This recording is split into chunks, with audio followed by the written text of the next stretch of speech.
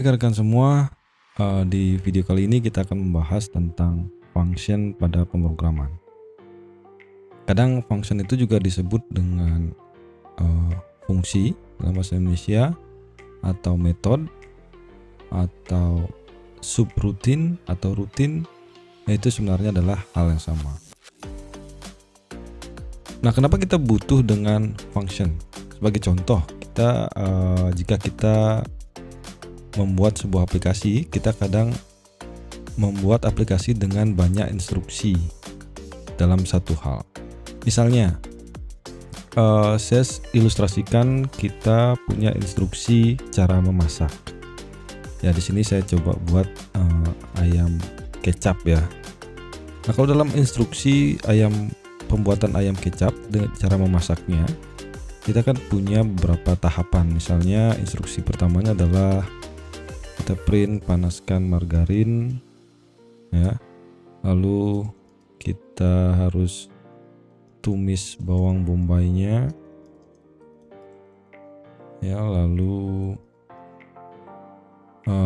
masukkan tomat gitu, misalnya masukkan tomat, kecap, garam, dan merica ya, lalu perintahnya adalah aduk rata, lalu kita masukkan ayam dan air ya, lalu instruksinya adalah masak hingga bumbu meresap, dan terakhir angkat dan sajikan. Oke, nah ini sebagai contoh saja ya. Misalnya kita punya instruksi dalam program kita seperti ini ya, dan lalu kita akan melakukan instruksi ini secara berulang-ulang. Maka apa yang kita lakukan? Kita akan print lagi dan seterusnya. Dan cara seperti ini mungkin akan berhasil.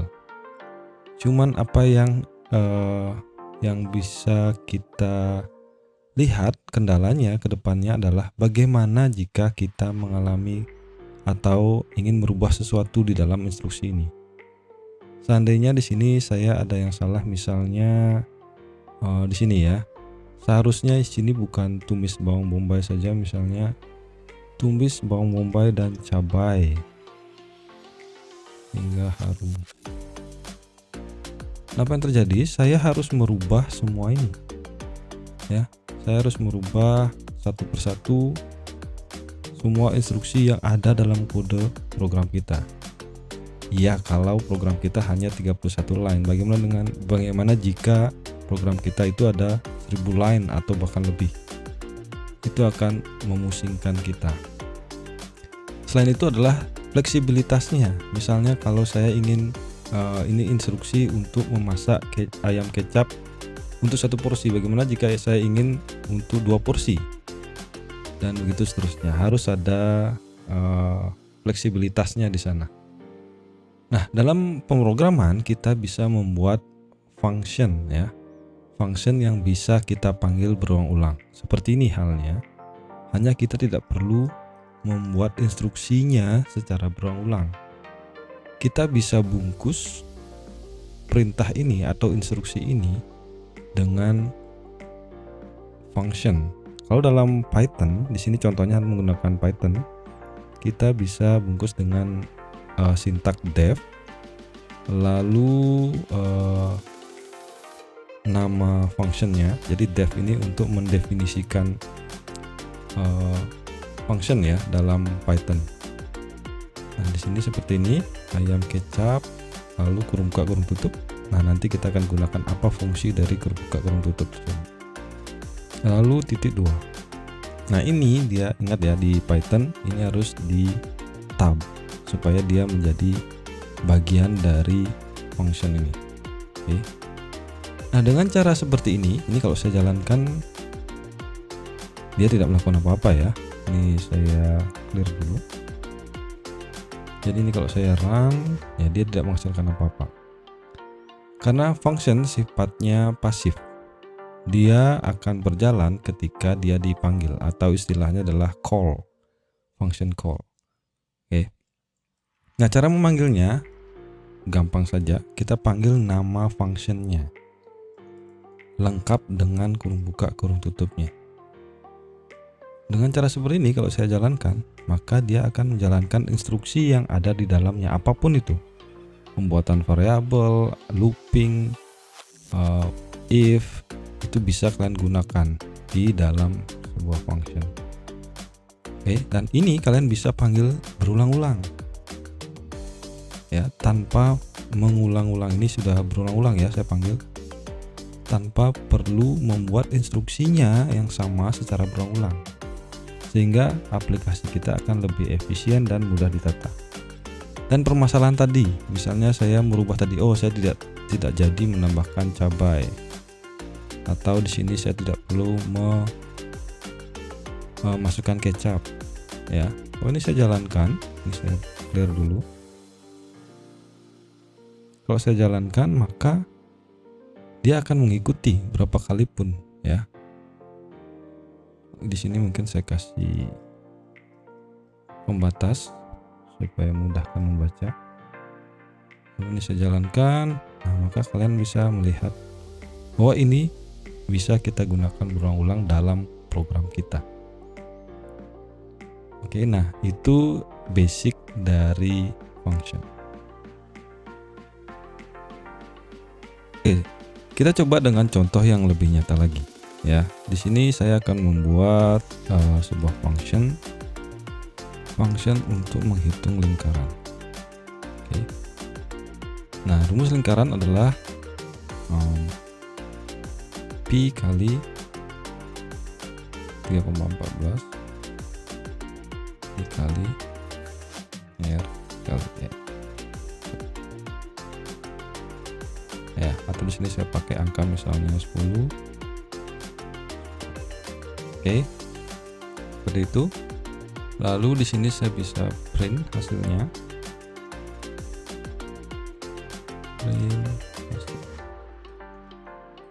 Oke, nice. Nah, apa yang bisa kita lakukan di sini ya tentu saja memanggil function lingkaran tersebut. Oke, lalu kita run, maka hasilnya adalah 41, sekian. Oke, nah yang jadi masalah adalah function seperti ini ya tentu akan mubazir. Kita tidak mungkin dalam satu program hanya menjalankan perkalian. Harusnya seperti ini.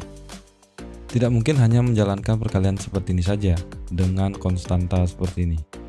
Tapi mungkin kita ingin lebih fleksibel lagi, sehingga fungsi lingkaran kita bisa kita gunakan secara berulang-ulang.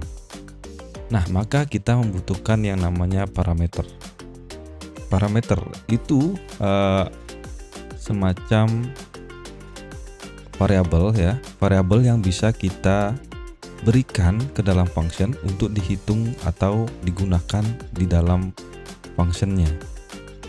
Nah, sebagai contoh di sini saya gunakan parameter dengan nama r atau r ya, yang bisa dimanfaatkan di sini di dalam functionnya. Ya, sehingga function lingkaran saya ini akan lebih fleksibel, bisa digunakan untuk kasus lingkaran dalam bentuk apa saja, kan gitu ya. Nah, cara memanggilnya adalah memanggil lingkaran. Nah, ini fungsi dari kurung buka kurung tutup ini dengan mengisi jari-jari lingkaran yang ingin saya hitung. Misalnya jari-jarinya adalah 5 ya. Maka ketika saya jalankan, maka dia akan menghitung dan mengganti R ini menjadi 5. Oke, ataupun saya ingin memanggil dengan jari yang berbeda, 11 lingkaran 15 gitu misalnya, maka dia akan lebih fleksibel sehingga saya tidak perlu mengulang-ulang membuat instruksi seperti ini ya. Atau di sini saya ingin mengubah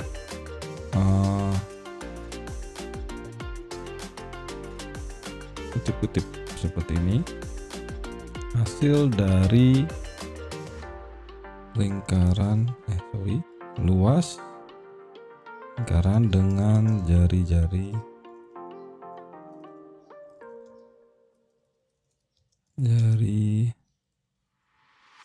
R adalah hasil. Oke. Di sini ketika saya jalankan, saya tidak perlu mengubah apapun di sini ataupun di seluruh program saya nantinya. Sehingga function saya menjadi lebih fleksibel dan bisa dimanfaatkan di sepanjang program saya. Oke.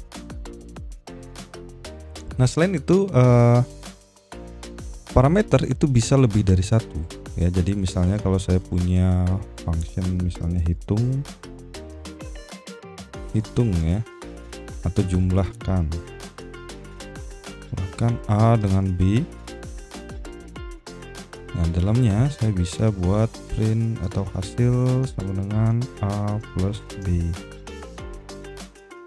Lalu saya print hasil. Ya, kalau saya jalankan, jumlahkan ini 3 dengan 4, lalu jumlahkan 5 dengan 7 ya. Nah, ini juga bisa berlaku. Jadi parameter itu bisa lebih dari satu. Oke. Atau kita misalnya ingin membuat parameter yang default. Ya, yang saya maksud misalnya ketika kita memanggil, kita harus ya, ini adalah parameter wajib. Sehingga kalau kita masukkan hanya satu, maka dia akan error. Kalau ini saya jalankan, nah dia akan error karena dia definisi dari fungsinya itu ada 2 parameter. Nah, tapi kita bisa buat parameter ini menjadi opsional. Yang saya maksud opsional adalah jika B ini saya bisa berikan nilai default 1. Sehingga kalau saya tidak berikan dia parameter keduanya, maka dia akan gunakan angka 1. Ya, tapi kalau saya isi, maka 1 ini akan digantikan dengan yang saya isi. Sehingga A plus B sama dengan 5 plus 7. Menjadi 12. Yang di atasnya 3. Karena yang kedua tidak saya isi, maka dia akan menjumlahkan 3 ditambah dengan 1. Seperti itu untuk parameter opsional. Oke. Nah, next kita akan bicara tentang return ya. Dalam function dari tadi saya hanya memberikan menggunakan print ya. Sehingga di sini saya tidak bisa dapatkan hasilnya ketika saya membutuhkan hasilnya. Saya tidak butuh di print, tapi saya butuh hasilnya misalnya. Nah, sebagai contoh ketika kita ingin membuat atau menjumlahkan ya, atau menghitung ya volume dari tabung gitu misalnya. Cara menghitung volume tabung adalah luas lingkaran dikali dengan tingginya ya kan, gitu. Maka di sini saya bisa buat volume gitu misalnya, tabung sama dengan misalnya jari-jari dari tabung tersebut adalah 5 ya. Jadi saya bisa gunakan fungsi lingkaran ini ya, fungsi lingkaran, dan tingginya adalah saya pakaikan variabel saja, tinggi sama dengan 12 ya, maka saya kalikan dengan tingginya. Nah, jadi masalah lingkaran ini dia hanya print di sini ya, jadi dia tidak memberikan nilai balik untuk bisa kita hitung. Nah, caranya adalah dengan return. Return artinya siapapun yang memanggil lingkaran ini akan diberikan sebuah value ya. Value-nya apa? Value-nya adalah apapun yang saya return. Di sini yang ingin saya return adalah hasil misalnya, hasil dari lingkaran ya. Jadi kalau di sini saya hitung dulu lingkarannya berapa, lingkaran 5, saya hitung, print lingkaran. Nah, lingkaran itu jika jari-jari 5 ini dihitung, maka luas lingkaran adalah 78,5. Nah, kita return, maka 78,5 itu akan diberikan di sini. Ini akan digantikan jadi 78,5. Seperti itu. Ya, jadi nilainya yang diberikan bukan instruksinya, tapi nilai dari hasil dari yang dijalankan oleh function ini. Ya, di sini kalau saya print volume tabung, maka hasilnya menjadi 942. Jadi volume tabungnya adalah 942. Atau kita bisa saja membuat function baru lagi, yaitu adalah tabung. Ya, di sini kita masukkan jari-jari dan tingginya. Nah, di sini apa yang bisa kita lakukan? Di dalam function kita bisa memanggil function yang lain. Ya, jadi di sini kita bisa memanggil function lingkaran. Jadi kita hitung saja luas alas, ya, atau luas lingkarannya, yaitu adalah lingkaran R. Ya, R yang nanti ketika kita panggil kita bisa masukkannya di sini. Lalu hasil sama dengan luas alas dikalikan dengan tingginya. Ya, yang kita return adalah hasilnya. Sehingga kita bisa panggil, ya, ingat ya, kalau ini return maka dia akan memberikan nilai, layaknya variabel memberikan nilai, ya. Jadi di sini kita bisa panggil tabung tersebut. Misalnya jari-jarinya ada 8, lalu tingginya adalah 20, ya.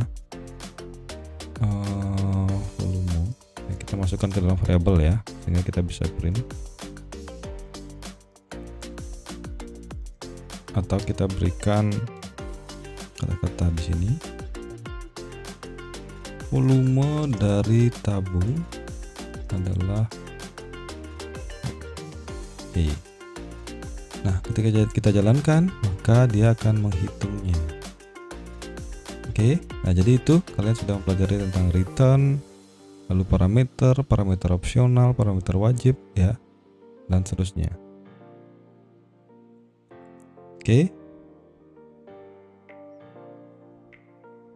Oke, selanjutnya kita akan belajar tentang scope pada function, ya, scope variable pada function.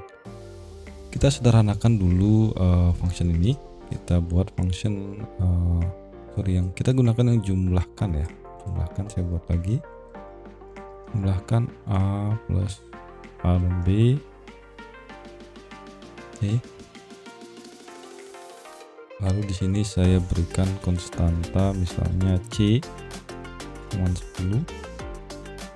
Lalu hasil sama dengan A plus B plus C. Oke. Nah, di sini kita bisa panggil, jumlahkan 5 dan 6. Ya, di sini dia akan menjumlahkan dengan 10 juga. Oke, di sini kita jalankan. Kita print dulu. Print.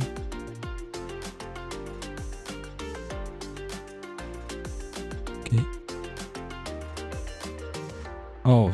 Di sini dia tidak mereturn, ya. Saya belum return. Oke. Nah, hasilnya adalah 21. Jadi 5 tambah 6 itu 11, tambah 10 dia jadi 21.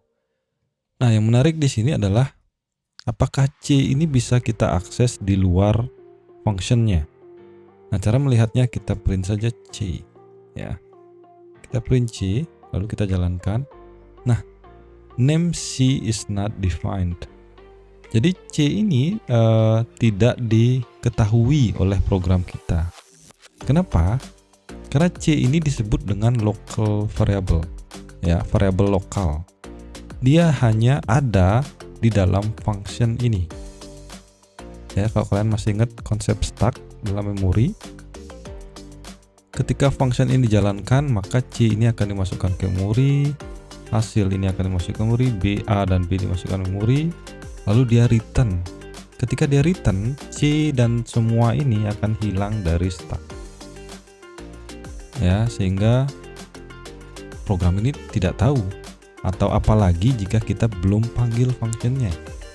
sehingga C ini ya belum ada karena dia belum dijalankan, belum masuk ke memori, belum ada di stack.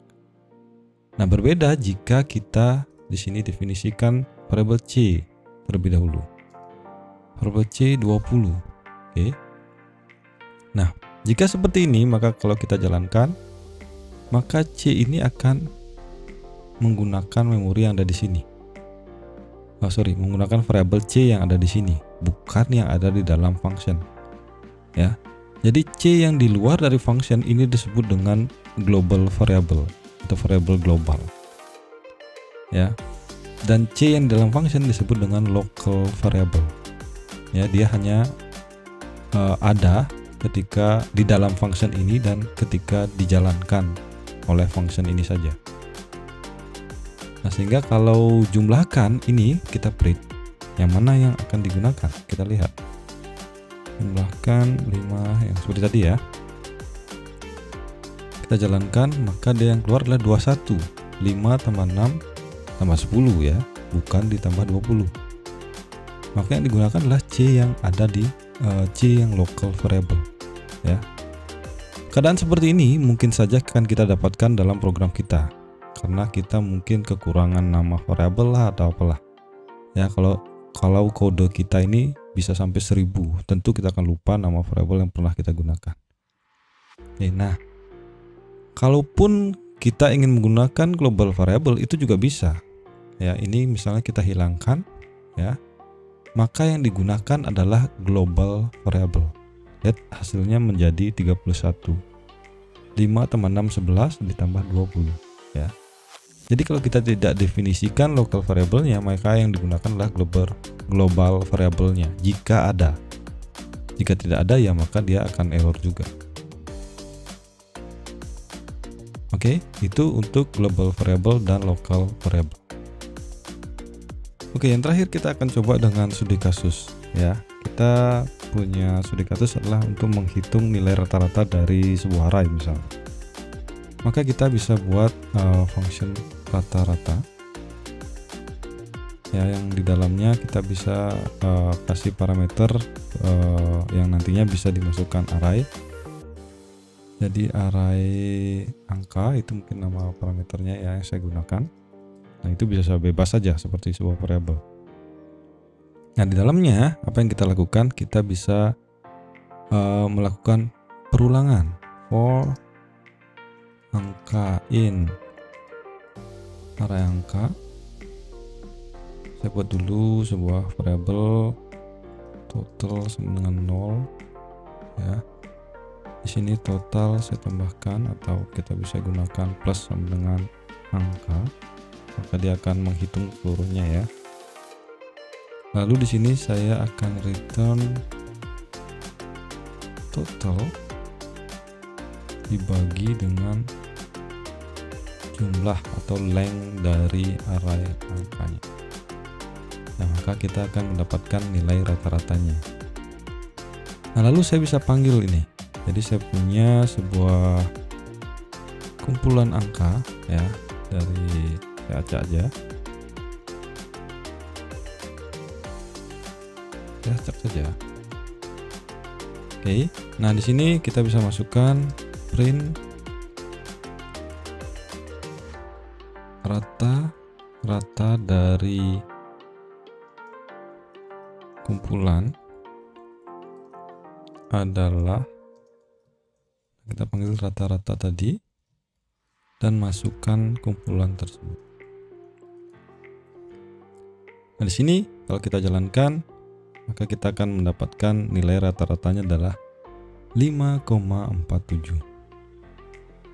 Oke, itu saja untuk function. Kalian bisa explore lebih jauh lagi. Semoga bermanfaat. Sampai ketemu di video berikutnya.